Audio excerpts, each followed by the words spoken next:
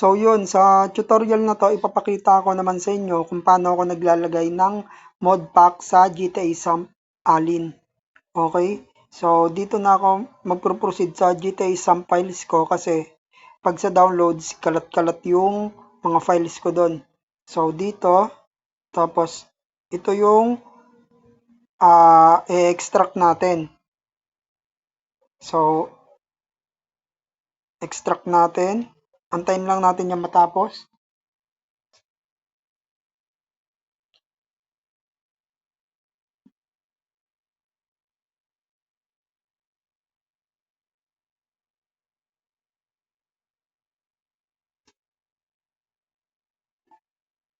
Tapos pagtapos na, lilipat ako ng file manager. Okay? Kung bakit ako lumilipat ng file manager, kung kayo nakakapag-move or na-access nyo yung Android data nyo gamit yung ZR Archiver, ZA Archiver pala, goods yun, walang problema doon, pwede nyo yung gamitin. Pero sa akin kasi, kagaya ng sinasabi ko, iba yung cellphone, iba-iba yung process.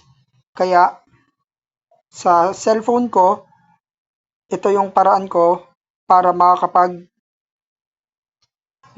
or gamit ng modpack. So ito, open natin yan. Tapos GTA files ulit tayo.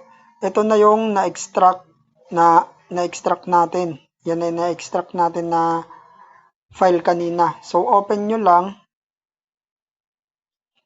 Open nyo ulit. Tapos access, open yan. Tapos ito yung files. Check nyo. Ito yung i-check nyo palagi guys. Yan. Yang tatlong folder na yan. Tignan nyo yan. Yan o. Kung may rename, yan yung i-rename nyo. Okay? Kagaya kunwari i-back natin. Dito may rename ulit yan. Tapos dito may rename din yan.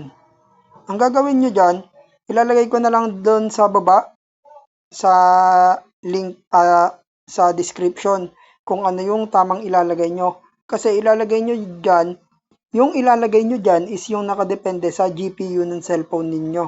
Okay? Kagaya sa akin, Infinix Smart 8 Mali to. So, ang ilalagay natin dito sa rename na to is ETC. Okay? I-rename natin siya ETC. Rename.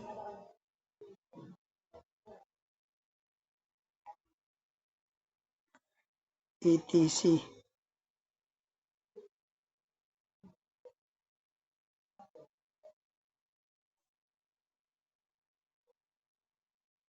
Ganyan. Tapos, ganun din sa ibang folder. Basta may rename, i-rename nyo lang.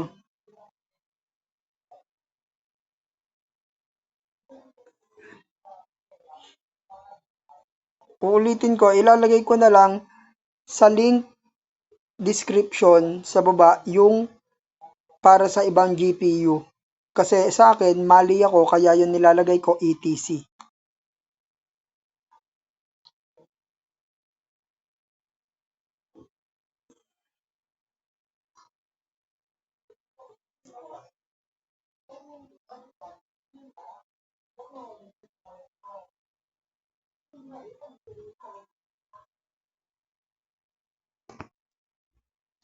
Yan, tapos ito last, i-rename lang. Last na tong i-rename natin.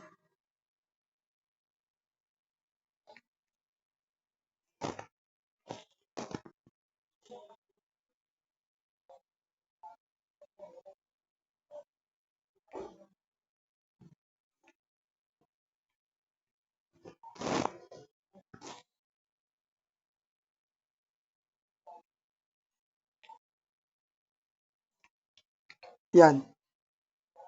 So, pagkatapos nyo siya na-rename, ito na yung gagawin nyo. Ito, same method lang din.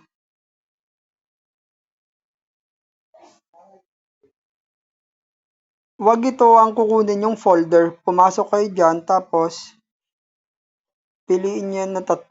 Kung 3 yan, yan ang piliin yung 3. Tapos i-copy nyo, back, i-back nyo lang, hanggang makita nyo yung Android, data, tapos, dito sa folder ng alin, saka ninyo i-paste, skip to all, overwrite.